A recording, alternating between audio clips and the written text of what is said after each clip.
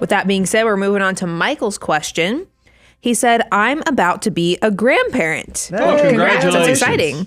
And considering putting $10,000 into a dividend trust for my grandchild to access at 35. What are your thoughts or recommendations on this type of investment for a grandchild or this type of situation to use in the future?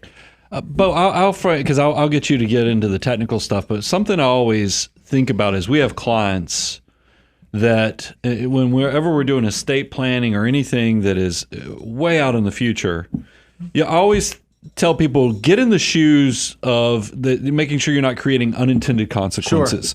Sure. Because I think about, we have a very successful client who had a father who was in the medical field, who set up all these trusts, and then the son turns out to be extremely successful in his own right. And there's a little bit of a cloud over the fact that he has to deal with the annual administration. Matter of fact, we had to help unwind some of that.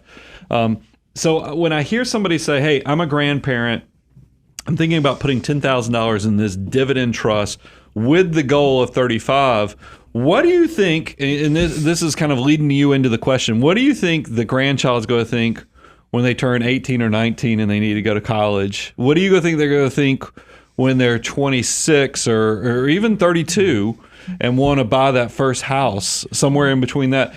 Do you think they're going to be like, man, I'm so glad that my grandfather set this thing up that comes available at 35? Well, I think it's going to be interesting. One, I do like that it's at least something that has a finite. Because like in the instance you're talking about, this client is now well in their 60s and they're still dealing with this trust because it was set up the way that it was.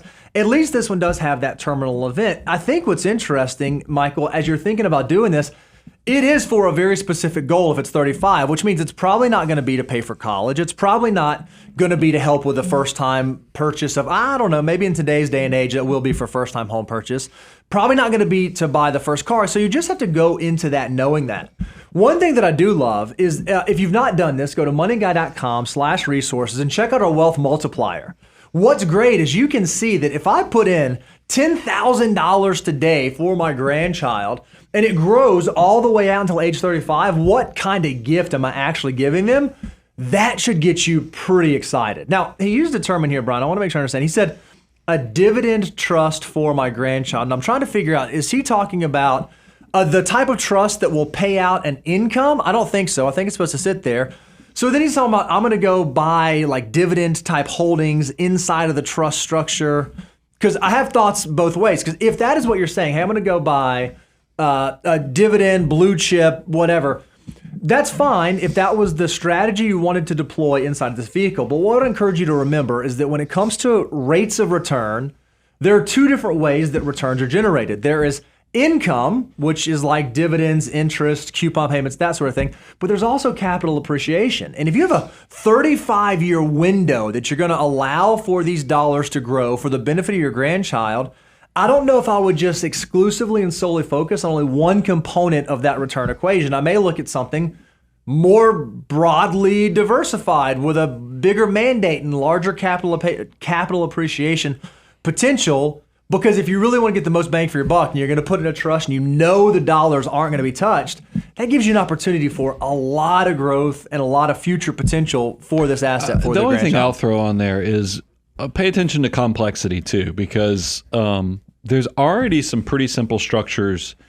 And this is what I was alluding to in my setup, is that like 529s, great for education funding from not only the simplicity of setting it up, but also from the fact of the tax-free growth and funding the goal of education.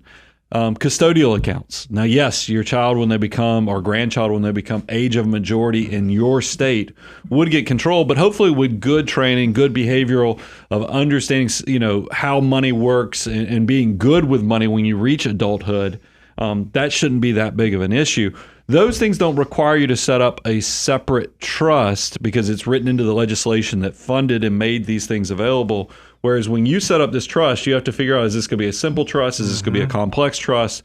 Because if it's simple, The child's going to be paying the taxes on it. If it's complex, the trust will be paying its own taxes, and then that's got its own issues with it. That just be careful. Think about all these. Begin with the end in mind as you're thinking about these complex things, because that's the part when I get into estate planning and other things.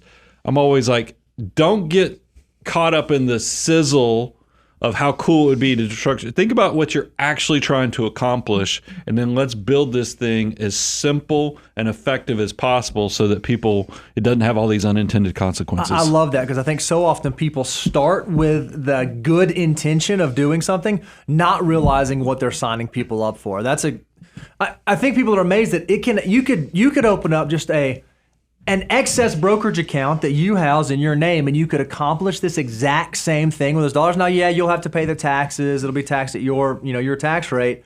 And then you could just, have a payable on death designation on that account, or you could list it inside of your estate documents. There are perhaps simpler ways to grant this money to your child. Now, if 35 is something you're really sticking on, then the trust may be it. But I like the idea of keeping it as simple as possible, but no simpler.